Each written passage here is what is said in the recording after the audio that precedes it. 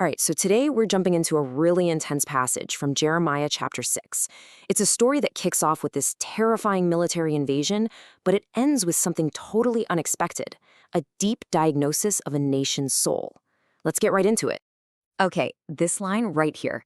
This is where it all starts, and you've got to get this. The prophet isn't saying, hey, something bad might happen. No, he's saying it's happening now. The danger is at the door. We're essentially reading an eyewitness account of a crisis as it's unfolding in real time. So, the big question is, who is this enemy? The text describes a great nation coming from the North Country. And listen, this isn't some vague, mythical boogeyman. This was a very real, very powerful empire that was literally changing the map of the ancient world. Just look at this timeline. The speed of Babylon's rise is just staggering. I mean, in less than a single generation, they go from being just another regional power to an absolute juggernaut. They toppled the Assyrian Empire, they crushed Egypt, and they became the undisputed superpower. So when Jeremiah warns about a nation from the north, he is talking about the most fearsome military machine on the planet. This isn't a guess, it's just geopolitics.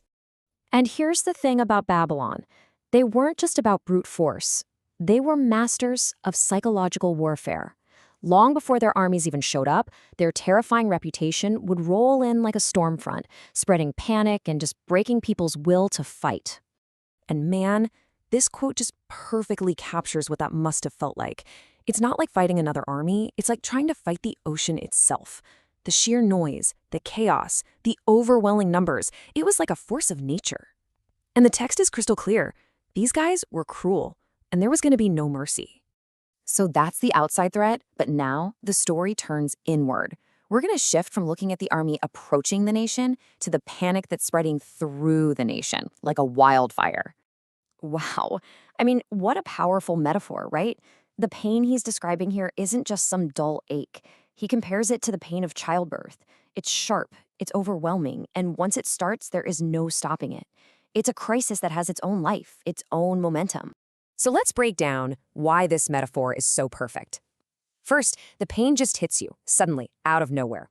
Second, it doesn't stay the same. It just gets worse and worse and worse. And third, and this is the most terrifying part, once it begins, you are on for the ride. You can't escape it. The judgment has this unstoppable, inevitable momentum. You have to understand this fear wasn't just in their heads. It completely changed their world, their actual geography. Every single place became a trap. You couldn't go out to the fields to get food because you'd run into enemy patrols. You couldn't travel on the roads because you'd get ambushed. And you couldn't even hide in the walled cities because those would just become sealed-off traps where you'd starve to death. The entire country becomes a geography of terror.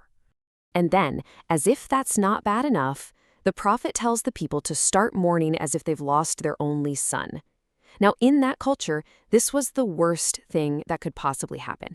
It wasn't just about personal sadness. It meant your family name, your legacy, your entire future was just gone, extinct. He's basically telling them to hold a preemptive funeral for the entire nation. Okay, so right here at the absolute peak of all this military terror and panic, the text just pivots on a dime. It asks the question that changes everything. Is the Babylonian army the real enemy here, or is there something deeper going on? And this right here is where we get to the real heart of the matter. The whole focus suddenly shifts, away from the enemy outside the gates to the condition of the people inside the walls. Now, this is what I find so fascinating. You'd think, in a time of war, God would set up Jeremiah as a watchtower, a lookout, scanning the horizon for enemy troops. But that's not what happens. Instead, God gives him a totally different job description.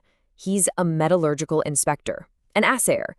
His job isn't to check for weak spots in the city walls.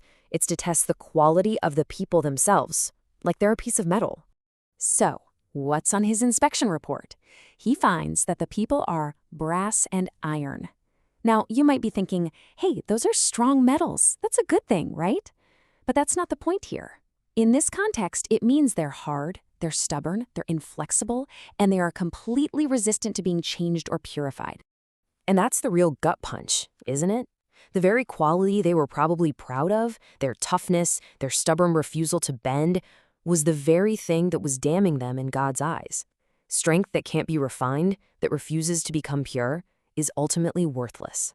And all of this builds to this final, powerful image of a refining process that goes completely disastrously wrong. This is the divine diagnosis of the nation's spiritual health. Okay, so quick metallurgy 101, just so we're all on the same page. Back then, to refine silver, you'd use these big bellows to pump air into a furnace and get it incredibly hot. Then you'd throw in lead, which would act like a magnet, bonding with all the junk, the worthless ore, and separating it from the pure, precious silver. So, with that process in your mind, listen to Jeremiah's description of what happens.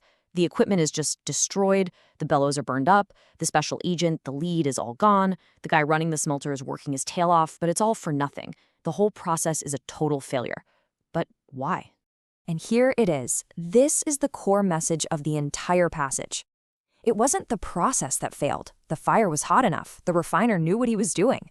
The problem was the material itself.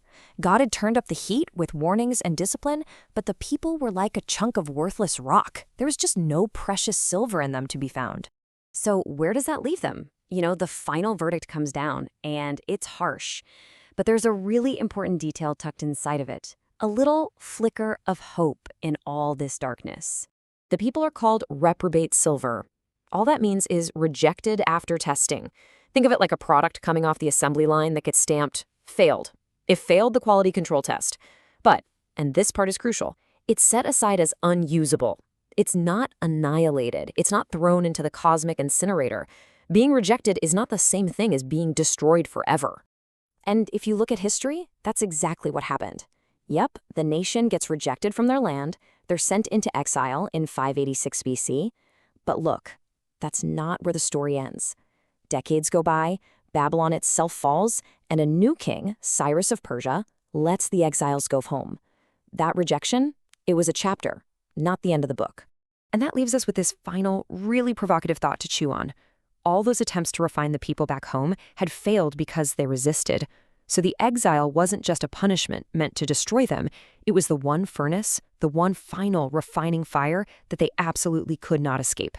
It was their last chance to finally be made pure.